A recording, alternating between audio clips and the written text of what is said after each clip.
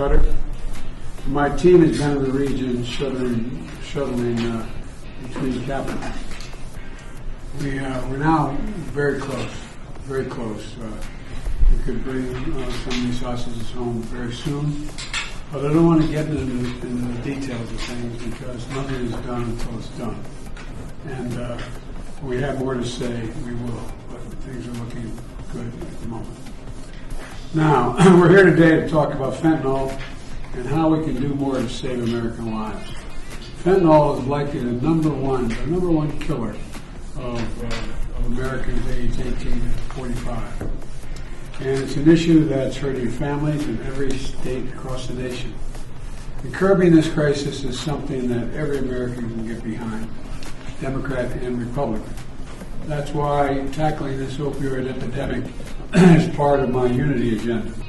We're working intensely to address this threat from every angle that we can pursue. Our administration is taking historic steps to expand access to life-saving public health services and break down long-standing barriers for treatment for substance abuse disorders. We focused on prevention, harm reduction, treatment, and recovery. That's been our focus. But this challenge also has roots outside our borders, outside the borders of the United States. It's a global challenge that demands global action. So we're pursuing strong international coordination to strangle the flow of these deadly drugs, as we are doing with precursor chemical ingredients and pill presses used to produce these drugs.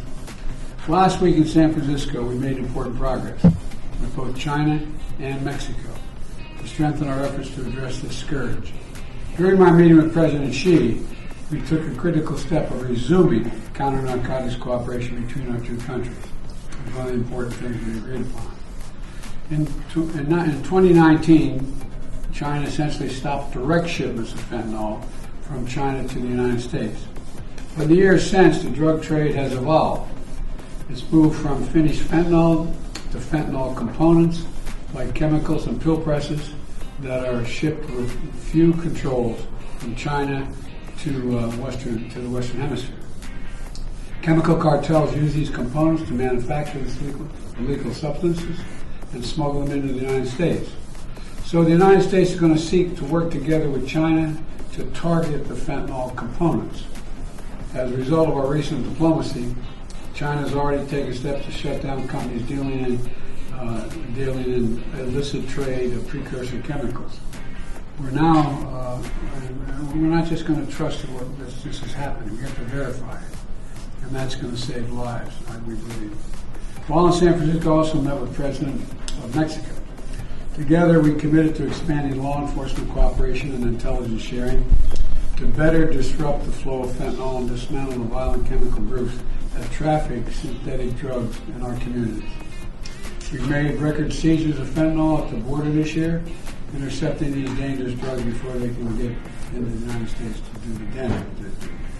We're working trilaterally with Mexico and Canada to quickly share information on drug trafficking trends and threats, and in July we launched the Global Coalition to Address Synthetic Drug Threats, bringing together more than 100 nations and international organizations to tackle this challenge from every possible angle: preventing illicit drug manufacturing, detecting emerging drug threats, disrupting illicit financial activities, and to enable this deadly trade to continue, and expanding access to evidence-based health services.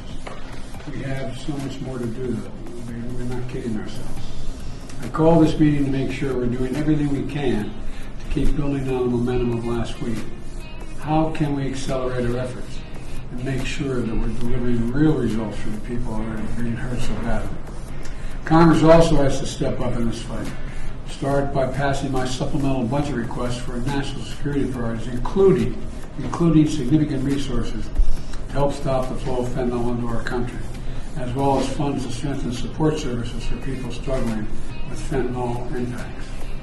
Look, I also urge Congress to permanently make fentanyl and related substances Schedule I drugs, and to take that action to help limit the distribution of pill presses and close the loopholes that exist now for small shipments of fentanyl. And there are many of those loopholes. As families all across the country gather this week with their loved ones for Thanksgiving, too many are going to face looking at an empty chair for the first time at Thanksgiving. There's so many people have died. It's heartbreaking. It really is an American tragedy. Just in the neighborhood I'm in, next door neighbor, and just tough stuff. People are dying, and I'm committed to doing everything in my power as president to get this crisis under control. So we're gathered today here to get to work together, make sure we're coordinating all our efforts in each of the agencies to make progress on the progress we made with both AMLO as well as SHE. So thank you very much.